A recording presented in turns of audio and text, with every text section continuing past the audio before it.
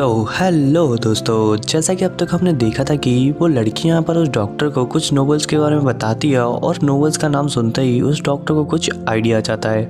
अब आगे तो हमें यहाँ पर एक लड़की को देखने को मिलता है जो कि खिड़की से देखते हुए कह रही होती है कि क्या बाहर कोई है। तो वो लड़की यहाँ पर जिनको देखती है और कहती है कि सड़क तो पूरे खतरनाक ज़ॉम्बी से भरा पड़ा है, लेकिन ये लड़का तो बस इधर उधर घूमते ही जा रहा है। तो जिन यहाँ पर जैसे ही मुड़कर उसकी ओर देखता है तो वो लड़की यहाँ पर अपना मुंह बंद करते हुए छुप जाती है और कहती है कि अरे नहीं, क्या उसने मुझे देख लिया है। तो जिन यहाँ पर उसकी ओर ही देखते हुए कह रहा होता है कि एक और जिंदा इंसान। तो जिन जब यहाँ पर ये सब कुछ कह रहा होता है तभी यहाँ पर उसको कोई आवाज आती है और वो यहाँ पर बगल में देखता है तो यहाँ पर एक कार आती है जिसके अंदर से 4 बंदे निकलते हैं और ये लोग हॉन्ग सिटी गैंग के मेंबर होते हैं। तो लिन यहाँ पर उन लोगों को देखने के बाद हाथ हिलाते हुए कहता है कि हेलो।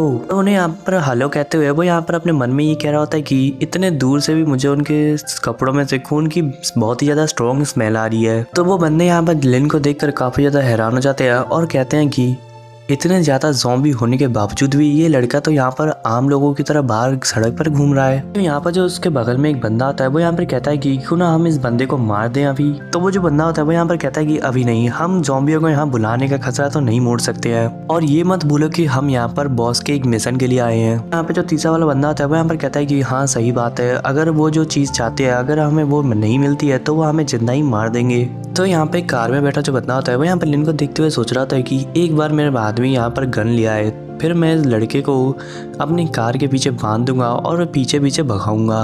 भगाने के बाद मैं इसको ज़ॉम्बी के आके डाल दूंगा और ज़ॉम्बी यहाँ पर उसे चीर फाड़ करके खा जाएंगे। तो अचानक यहाँ पर लिन उसके पास जाता है और अजीब सा स्माइल करते हुए उसे कहता है कि आगे तू क्या कह रहा था, मुझे सुनाई नहीं दे रहा था, आप बोल।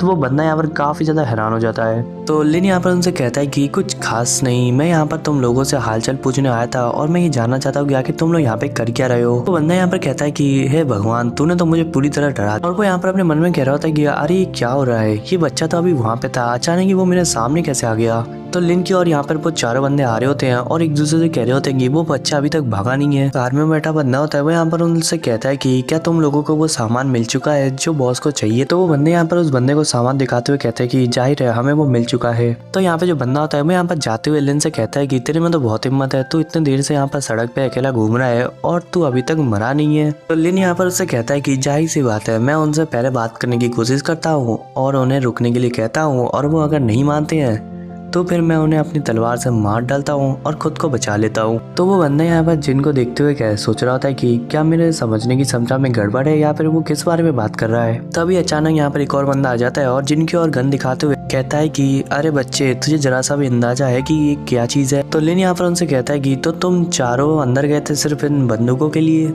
ये सुनते ही वो बंदा यहाँ पर काफ़ी ज़्यादा भड़क जाता है और लिन से कहता है कि आगे तू कहना क्या चाहता है, ये तो प्रलय का समय चल रहा है, इसमें चुराने की वाली कौन सी बात है। हम गए और अंदर से बंदूक लेके आ गए और इससे पहले मैंने जितने भी लोगों को मारा है उन लोगों ने अपने जान की भीख मांगी है मुझसे। क्या तू मुझसे भीख मांगना चाहेगा? अगर तू मुझसे भीख मांगता है तो मैं तुझे आसान मौत दूंगा। तो वो बंदा यहाँ पर ये सब कुछ कह रहा होता है तभी अचानक उसका हाथ करते हुए हवा में उठ रहा होता है और जब वो यहाँ पर अपने हाथ को देखता है तो दर्द के माला चिल्लाते हुए अपने घुटनों पर आ जाता है।